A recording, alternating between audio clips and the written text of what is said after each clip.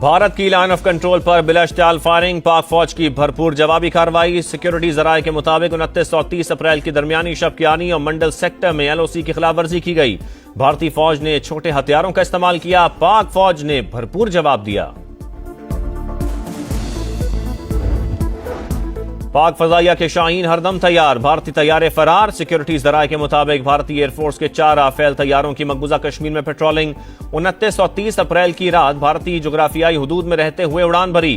Pakistan air force کے طیاروں نے بھارتی جنگی جہازوں کی فوری نشاندہی کر لی۔ شاہینوں کی بروقت اور مستعد کارروائی پر بھارتی طیارے بھاگ نکلے۔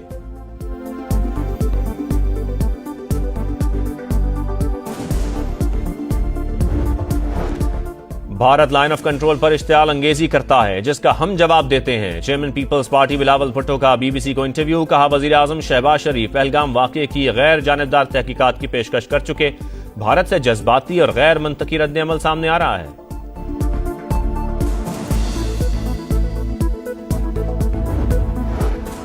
بھارت پروپیگنڈا کرنے اور جھوٹ بولنے کا ماہر، پلوامہ کا ڈرامہ رچا کر آرٹیکل 370 ختم کیا، اب پاکستان میں جارحیت کے لیے پہلگام کا ڈرامہ کیا۔ وزیر اطلاع سندھ شرجیل میمن کی پریس کانفرنس، کہا پاکستان پہلگام واقعے کی عالمی تحقیقات کا خیر مقدم کرتا ہے۔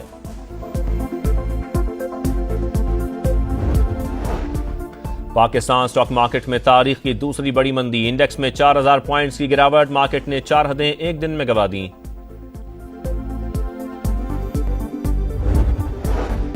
ادارہ جاتی اصلاحات کر لیں تو یہ IMF کا آخری پروگرام ہوگا، وزیر خزانہ محمد اورنگزیب کا تقریب سے خطاب۔ قائمہ کمیٹی کو بریفنگ میں بتایا کہ عالمی مالیاتی اداروں نے پاکستان کی معاشی بہتری کا اعتراف کیا، ڈھانچہ جاتی اصلاحات جاری رکھیں گے۔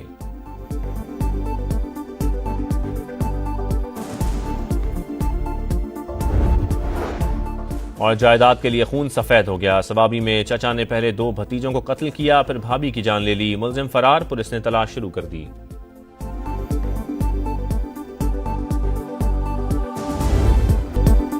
مودی سرکار انسانیت بھول گئی، ضلع پونچھ سے پاکستانی خاتون 43 سال بعد ملک بدری پر مجبور، الوداع کرنے کے لیے کشمیریوں کا ہجوم امٹ آیا۔ بارامولہ سے بھی خاتون کو 40 سال بعد پاکستان بھیج دیا گیا۔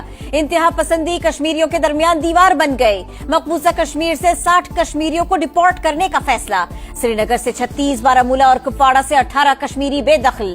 حریت رہنما الطاف فانی کا اقوام متحدہ، یورپی یونین اور OIC کو خط، بھارت کے احتساب اور انسانی بحران کا سیاسی حل نکالنے کا مطالبہ۔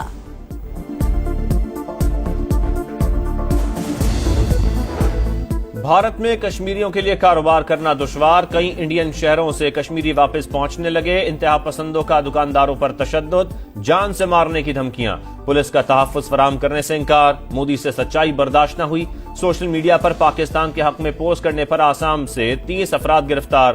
مقبوضہ کشمیر میں بھارتی مظالم بڑھ گئے، امریکی اخبار نیو یارک ٹائمز کی رپورٹ۔ ہیومن رائٹس واچ کا بھی بڑھتے مظالم پر اظہار تشویش۔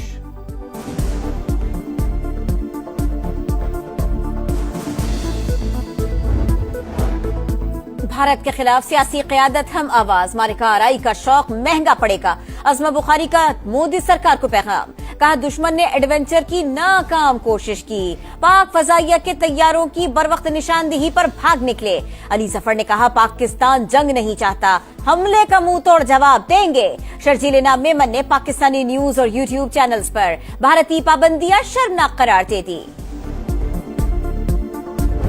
LOC کے اوپر حالات تو الحمدللہ بالکل نارمل ہیں، لوگوں کا جذبہ بھی جو ہے وہ بہترین ہے۔ یہ صاف کر کے بیٹھ کے بس ہم بھاگنے ڈرنے والے نہیں ہیں، کیونکہ جہاد ہم پہ فرض ہے۔ ایک طرف جنگی جنون، دوسری طرف حوصلے بلند، آزاد کشمیر کے شہری وطن کے دفاع کے لیے پرعزم، زیر زمین پناہ گاہوں کو قابل استعمال بنا لیا۔ بھارتی گولہ باری سے بچنے کی تیاریاں، LOC پر معمولات زندگی مکمل بحال۔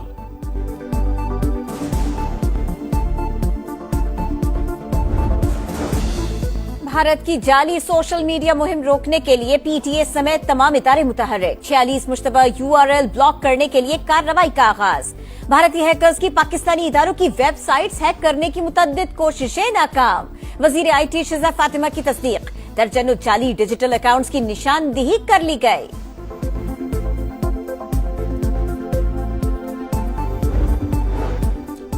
دہشت گرد ملک کو کیک کی طرح کاٹنا چاہتے ہیں، پروپیگنڈے سے نوجوانوں کو ورغلایا جا رہا ہے۔ دہشت گردی کے خلاف جنگ صرف ریاست یا فوج نہیں ہر فرد کی ہے۔ وزیر اعلیٰ بلوچستان کا نیشنل ورکشاپ سے خطاب، کہا بیڈ گورننس کا شکوہ حکومت سے ہو سکتا ہے، ریاست سے ناراضی کا کوئی جواز نہیں۔ آئی ٹی اور دیگر شعبوں میں پاکستانی سرمایہ کاری کو ترجیح دیں گے، وزیر اعظم کا اجلاس سے خطاب۔ ایف بی آر میں ڈیجیٹل اور دیگر اصلاحات میں سرمایہ کاروں کی شمولیت اور مواقع کا جائزہ۔ شہباز شریف کی انفارمیشن ٹیکنالوجی کے معروف سرمایہ کاروں سے بھی ملاقات، ٹیکنالوجی، فنانس اور جدت کا علاقائی مرکز بننے کے وژن کو اجاگر کیا۔ نائب وزیر اعظم اسحاق ڈار کہتے ہیں پاکستان میں عالمی سرمایہ کاروں کے لیے پرکشش مواقع موجود ہے۔ پاکستانی پالیسی سرمایہ کار دوست، ریگولیٹری اصلاحات کی بدولت لاگت شمالی امریکہ کے مقابلے میں 70% تک کم ہے۔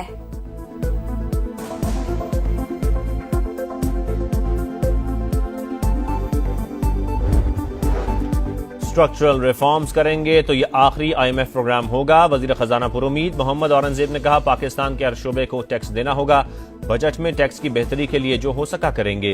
آئی ٹی سیکٹر کی ترقی گیم چینجر ثابت ہوگی، عوام بجلی کی قیمتوں میں کمی سے متعلق اچھی خبریں سنیں گے۔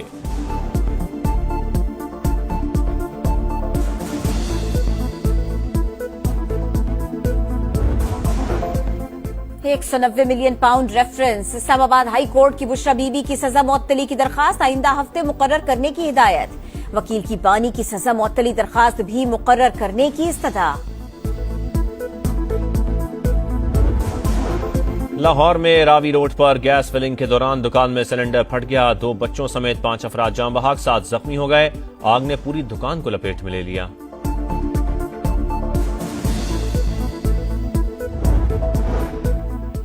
پانی کو ترستے کراچی میں 84 انچ کی لائن پھٹ گئی، 24 گھنٹوں بعد بھی پانی کا اخراج روکا نہ جا سکا، شہر کو 250 ملین گیلن پانی کی کمی کا سامنا۔ میئر مرتضی وہاب کہتے ہیں پھٹنے والی لائن 69 سال پرانی ہے، معاملے کی تحقیقات کر رہے ہیں، ریڈ لائن منصوبہ باعث شرمندگی قرار۔ بارشیں برسانے والا سسٹم آج ملک میں داخل ہوگا، پی ڈی ایم اے نے الرٹ جاری کر دیا، لاہور میں آندھی اور گرج چمک کے ساتھ بارش کا امکان، سلسلہ 4 مئی تک جاری رہے گا، گرمی کی شدت میں بھی 4 سے 5 ڈگری تک کمی آنے کی پیشگوئی، ملک کے بیشتر شہروں میں شدید گرمی، سب سے زیادہ درجہ حرارت رحیم یا خان، خیرپور، روہڑی اور دادو میں 48 سینٹی گریڈ ریکارڈ۔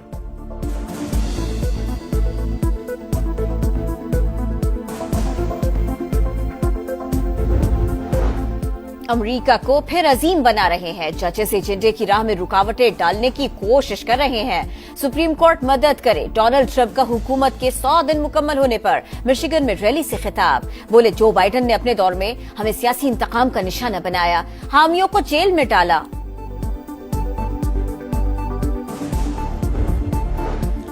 بنگلہ دیش کے خلاف 5 میچوں کی T20 سیریز کا شیڈیول جاری، فیصل آباد کا اقبال اسٹیڈیم 17 سال بعد انٹرنیشنل میچز کی میزبانی کرے گا، پہلے 2 میچز 25 اور 27 مئی کو فیصل آباد میں ہوں گے، سیریز کے آخری 3 میچز 30 مئی، 1 جون اور 3 جون کو لاہور میں شیڈیولڈ۔